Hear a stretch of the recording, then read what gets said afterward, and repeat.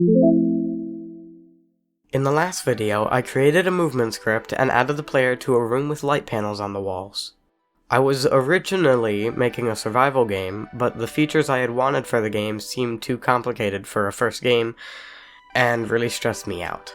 Recently, I came up with a game idea that requires less complicated features. Here's what I've done so far.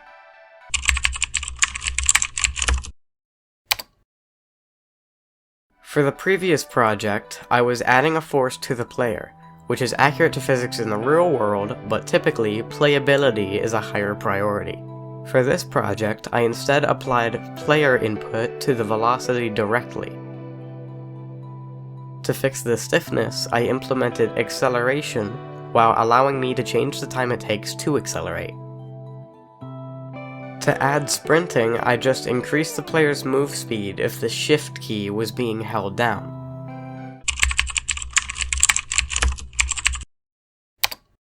In October, the indie game Lethal Company came out and I fell in love with its unique appearance.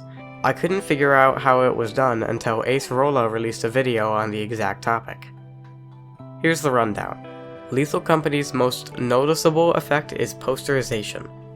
Posterization, also known as color image quantization, is a process that reduces the number of distinct colors in an image. This process is typically used for posters, which is why it's been given the name posterization. Recreating this effect in a shader was quite simple, as I just needed to input the colors into a round function. This issue was easily fixed by multiplying the image by a number before rounding, then dividing by the same steps variable. I loved how this looked already, so it was time to add outlines. Outlines can be accomplished in many ways. The method I used was edge detection.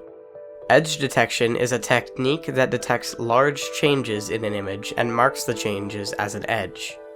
Lethal Company uses this exact technique for the outlines. So inside the shader, I can recreate it using an edge detection operator. An edge detection operator is an algorithm that finds edges within an image. The operator I used was the Sobel operator. The operator grabs a single pixel and its 8 nearest neighbors. Then, the operator checks if the neighboring pixels have vastly different values from the selected pixel, and if so, marks the pixel as an edge. This keeps going until all of the pixels in the image are scanned for edges.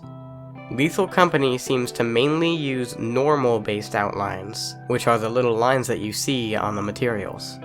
Normals are vectors perpendicular to an object's faces. These vectors can be displaced with a normal map, which is a texture the renderer can use to fake tiny details on meshes. The way it renders lighting with the normals is with a normal buffer, which is an image of the normals from the camera's perspective. I applied the algorithm to the normal buffer to outline the crevices of each object. Then I just slapped the normal outlines onto the frame. For the outlines around objects, I applied the algorithm to the depth buffer, which is a texture the renderer uses to decide which objects in the scene will be rendered in front of each other.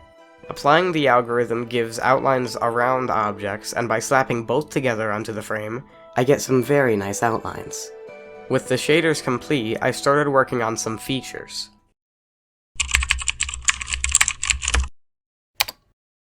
In my game, the environment around you is pitch black, so in order for you to see, you have to use a radar to find light through the darkness. I started making the radar by creating a 3D model for a radar gun. Then I made the model rotate around a player at an offset. I like to think of the scanning like this. I have a circle P, where point P represents the player's position. This circle has a radius R that I can change the value of. Within the bounds of circle P lies randomly positioned points Q, R, and S. Using the positions of the points, I can display icons on the radar screen. For the functionality of the radar itself, I made a texture in Sprite, then created a script and attached it to the player. Opening the script for the first time, I created a method called radar functionality. In 3D, I could use a sphere to detect objects around the player, but this presents a problem. If the player is on higher ground than the object may not be detected. A better approach would be to use a cylinder and increase the height so the Y position of the player doesn't affect the scannability of objects. Inside the script, I started off by using physics.overlapCapsule to detect objects around the player. In the start method, I loop through the results array and create the icons at the center of the radar. Back in the scanner functionality method, I loop through the hits variable and assign the position of the objects detected to a vector 3. To place the icons on the screen instead of at the position of the objects detected, I used transform.transformPoint to change the vector from local space to world space. If the center of the radar is vector 0 on its plane, then the icons would be offset based on the world vector coordinates. To make the icons appear around the player instead, you would need to move each icon to the positions relative to the player's position. Think of it on a 2D graph. If the player's position is at x3, y2, and the object's position is at x-3, y-1, you can find the horizontal and vertical distance between the two by subtracting one's x or y position from the other. Inputting the vector values of the points into this formula gives the horizontal and vertical distance between the 2 points. I applied the formula inside the loop by simply subtracting the player's position from the collider position. Setting the position of the icon to the position variable results in more of a mini-map than a radar. To make it more accurate to an actual sonar scanner, I added a spinning ray to the screen. Instead of making the icons always appear, I made the icons only appear if the ray was at the same spot as the objects detected. Using wait for seconds, I can reset the icon back to its original position after a short period of time. This made the icons appear to disappear after a second, but they weren't. The icons were just teleporting to the center of the radar. To make the icons not visible in the center, I made the icons transparent by default.